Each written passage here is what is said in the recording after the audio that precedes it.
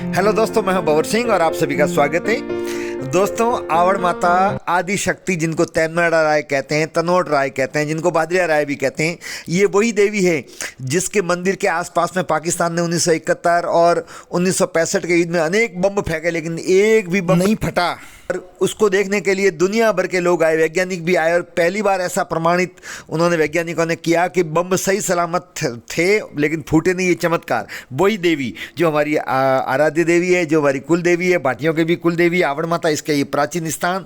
और मेरे गांव फेदानी में कल इनकी प्राण प्रतिष्ठा है। मंदिर बनाया गया, उस मंदिर में नई जगह पर माता जी का विराजमान होने का मुहूर्त है। तो उस अवसर पर आज जो धार्मिक अनुष्ठान आयोजित किया जाता है, हमारी संस्कृति में है, प्राण प्रतिष्ठा से पूर्व धार्मिक आयोजन होता है और उन आयोजनों के माध्यम से ही सीढ़ी दर सीढ़ी हम प्राण प्रतिष्ठा की तरफ आगे बढ़ते हैं। तो आज जल कलश यात्रा है। आप देख रहे हैं ये आवड़ जी की मूर्ति, आप देखें, दर्शन करें। ये मूर्ति बनवा करके लाए हजारी सिरोही से, जिसका भी मैंने एक वीडियो बनाया था, आप देखें। और जहाँ हमारा धार्मिक कार्यक्रम होगा, हिंदू धर्म में अग्नि के साक्षी के बगैर कुछ भी नहीं होता, भले वो शादी ब्याह का कार्यक्रम हो, धार्मिक कार्यक्रम हो, सामाजिक कार्यक्रम हो अथवा और कोई कार्यक्रम हो, अग्नि के बगैर कार्यक्रम पूर्ण होता ही नहीं है। तो मैं आज आपको पूरी जानकारी दूंगा, धार्मिक अनुष्ठान का क्या महत्व है, किस किस प्रकार के आयोजन किए जाते हैं। आप पूरा वीडियो देखें, जानकारी प्राप्त करें। विशेषकर हमारी युवा पीढ़ी को जानना बहुत जरूरी है।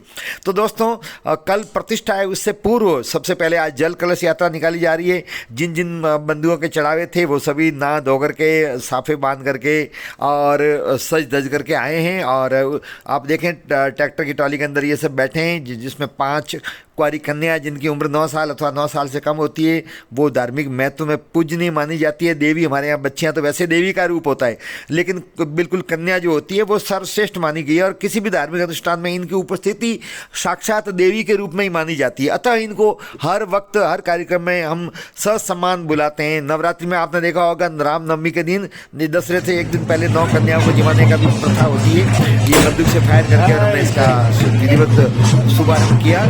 तो आप देख रहे हैं ये बच्चियां बैठी हुई ट्रॉली के अंदर, और जिनके चढ़ावे वो सभी जिन जिन के चढ़ावे हैं वो लेकर के बैठे हैं। मूर्ति की स्थापना का चढ़ावे, मूर्ति की स्थापना लेकर के बैठे हैं। दंड का है, जो कलश है, जिसको अंडा भी बोलते हैं, उसका चढ़ावा वो सभी लेकर के गांव की तरफ जा रहे हैं।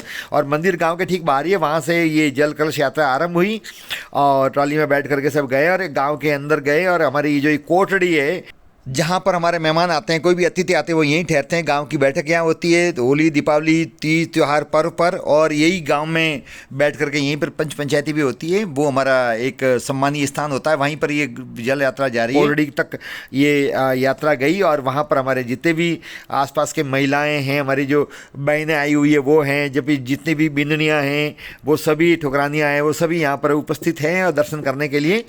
तो आप देख रहे हैं ये माता जी के प्राण प्रतिष्ठा से पूर्व का आयोजन।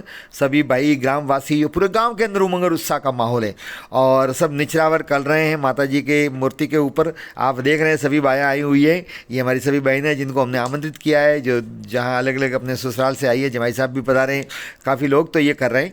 तो इसके पीछे दोस्तों लॉजिक ये होता है कि इस अनुष्ठान के माध्यम से ही प्राण प्रतिष्ठा की जाती है, उससे पूर्व की संपूर्ण औपचारिकता पूरी नहीं करते हैं तो हमारी धार्मिक ऐसी मान्यता है कि वो प्राण प्रतिष्ठा पूर्ण नहीं होती है। जो इस दौरान जल कलश यात्रा होती है और जो मंदिर पर चढ़ने वाली संपूर्ण वो महत्वपूर्ण चीज़ है, जिसमें दंड है, जिसमें कलश है, जिसके अंतर्गत मूर्ति है, ये संपूर्ण चीज़ें जो उस यात्रा में शामिल होती है, जो आप देख रहे हैं शामिल हुई है। और इनको फिर गांव के अंदर एक परिक्रमा करवा करके और फिर हमारे जो भैरव जी का मंदिर है वहाँ लेके जाएंगे। और वहाँ एक हमारी जो बावड़ी है पवित्र, जिसका पानी बहुत ही मीठा है, जो प्रसिद्ध हमारे यहाँ की बावड़ी, बहुत मीठा पानी है, वहाँ पर जल से उसको नहलाया जाएगा। उसके बाद में वहाँ धार्मिक अनुष्ठान किया जाएगा। धार्मिक अनुष्ठान में ये हमारे शरण महाराज है और पंडित जी वो साक्षी होते हैं और पंडित द्वारा मंत्रोच्चारण के साथ में संपूर्ण विधि विधान से प्रक्रिया पूरी की जाती है।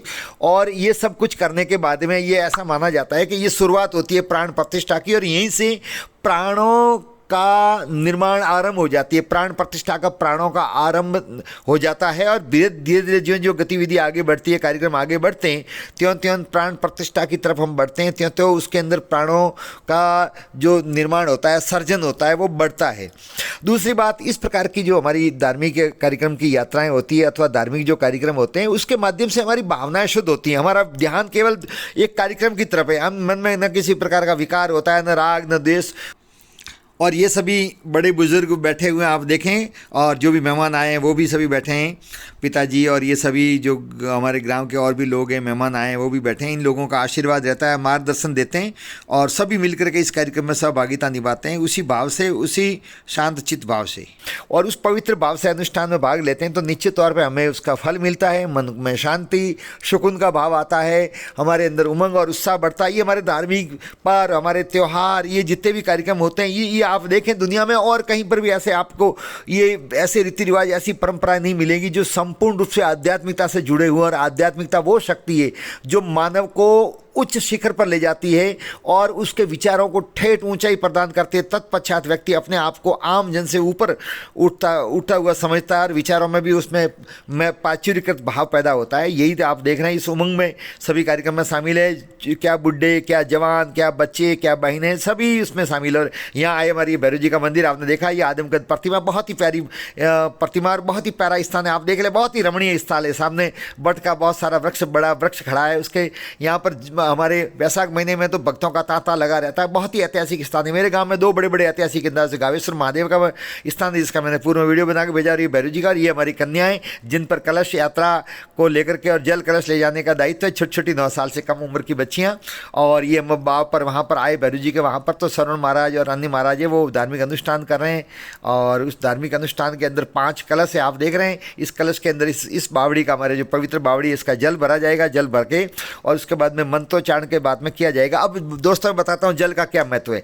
देखो, अग्नि का अपना महत्व, मैंने कहा धार्मिक अनुष्ठान में हमारे प्राचीन काल में आर्यों के समय से हमारे प्राकृतिक देवों की पूजा की जाती है। 5 प्राकृतिक देव जिसमें अग्नि, जल, वायु, आकाश, पृथ्वी, ये 5 तत्व। और हमारा ये मानना है कि इन 5 तत्व से हमारा शरीर बना है और ये 5 तत्व ही जीवन के निर्माण का आधार है, सृष्टि के निर्माण का भी आधार है। अतः हर कार्यक्रम में हम इनको सबसे पहले पूजे जाते हैं। यही हमारे आरंभिक आदि अनादि काल के प्राकृतिक देव हैं। अतः प्रत्येक धार्मिक अनुष्ठान में इन देवों का, प्राकृतिक देवों का आह्वान किया जाता है। अग्नि को साक्षी माना जाता है, जल को साक्षी माना जाता है, पृथ्वी के तत्व को, आकाश को और वायु को, और आह्वान करते हुए कार्यक्रम की शुरुआत की जाती है। अब ये पूरी जल कलश यात्रा आरंभ होने के बाद में, संपूर्ण धार्मिक अनुष्ठान करने के बाद में, जल कलश यात्रा के बाद में फिर पुनः मंदिर की तरफ प्रवेश किया। और आप देख रहे हैं सबसे पहले ये आवड़ माता की मूर्ति लेकर के हमारे सुरेंद्र सिंह भाई हैं जो चढ़ावा लिया उन्होंने। फिर उसके बाद में हमारे ये कलश का जो चढ़ावा है वो भाई सब लेकर के, और दंड और ये सब लेकर के, और मंदिर के अंदर और जल देवता की पूजा करने के बाद में फिर मंदिर में वापस आते हैं। उसके बाद में ये मूर्ति अंदर लेके आए आवड़ जी की। और एक यहाँ पर विधान ये है कि आने के बाद में जब प्राण प्रतिष्ठा होगी उससे पूर्व ये मूर्ति गेहूं के अंदर ढक दी जाती है। जैसे श्रवण महाराज ढक रहे हैं, ये ब्राह्मण खुद अपने हाथों से मूर्ति को ढक रहे हैं, गेहूं लाए हुए हैं और गेहूं के अंदर मूर्ति को ढकते हैं। इसके पीछे कारण ये है कि गेहूं है वो हमारा अन्न देवता है, और अन्न देवता के साथ में मूर्ति विश्व रहती है रात भर तक।